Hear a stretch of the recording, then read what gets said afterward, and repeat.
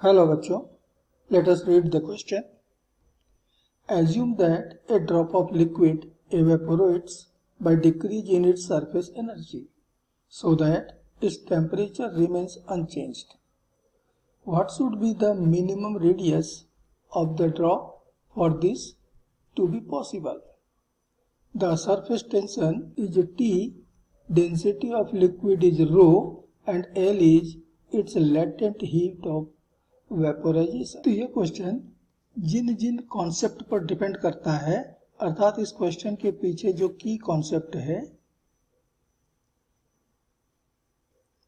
वो है पहला सरफेस एनर्जी।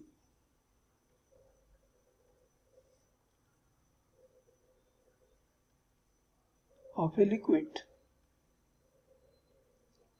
जब भी एक लिक्विड का फ्री सरफेस बनता है तो उसके पास एक एनर्जी आती है। इस एनर्जी को हम कहते हैं सरफेस एनर्जी, और ये एनर्जी मिलती है ड्यू टू सरफेस टेंशन। और दूसरा है लेटेंट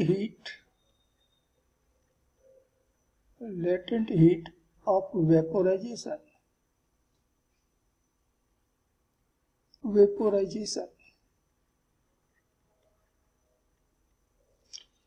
इन दो कॉन्सेप्ट के ऊपर ये क्वेश्चन जो है वो डिपेंड करता है। अब हमको ये भी मालूम है कि सरफेस एनर्जी W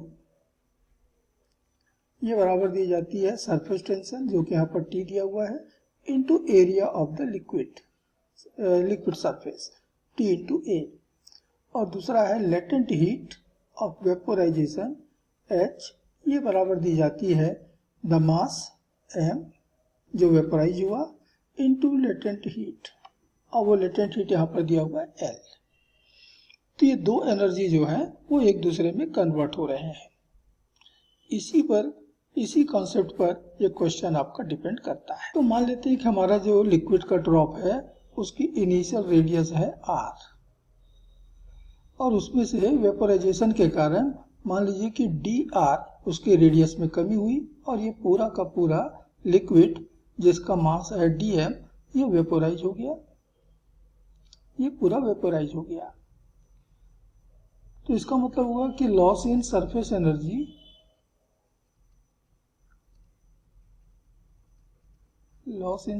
एनर्जी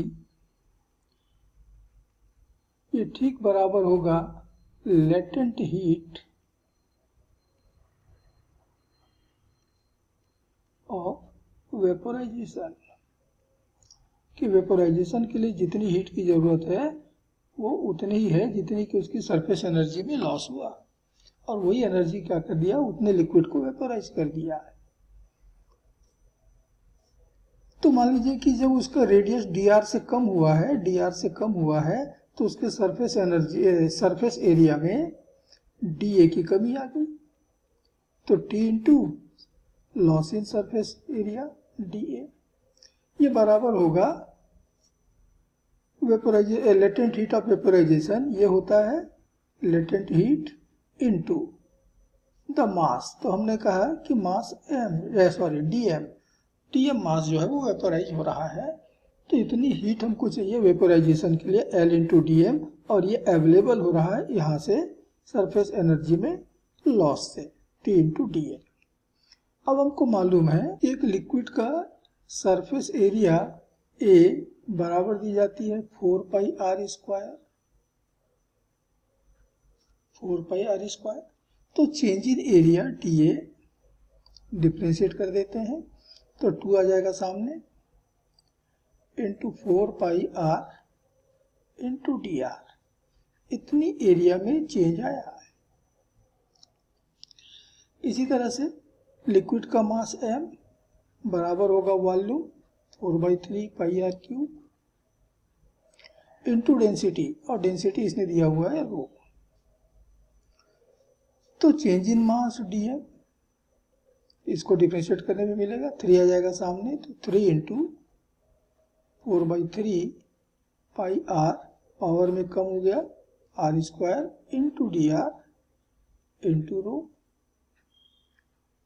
ये हो गया चेंज इन मास। इतनी मास जो है आपका वेपोराइज हो गया है। यहां से देख रहे हैं कि 3 कैंसिल हो जा रहा है, तो बराबर मिलेगा 4 pi r square d r into rho. ये हमारा इक्वेशन नंबर 2 मान लीजिए। ये दोनों की दोनों इक्वेशन, दोनों की दोनों वैल्यू हम ऊपर वाले इस इक्वेशन में रख लेते हैं। तो वैल्यू पुट करने पर हमको मिल रहा है t into change in area, और चेंज इन एरिया हमको मिला हुआ है 2 into 4 pi r t r is equal to l, और चेंज इन मास हमको मिला हुआ है 4 pi r square into d r into रो।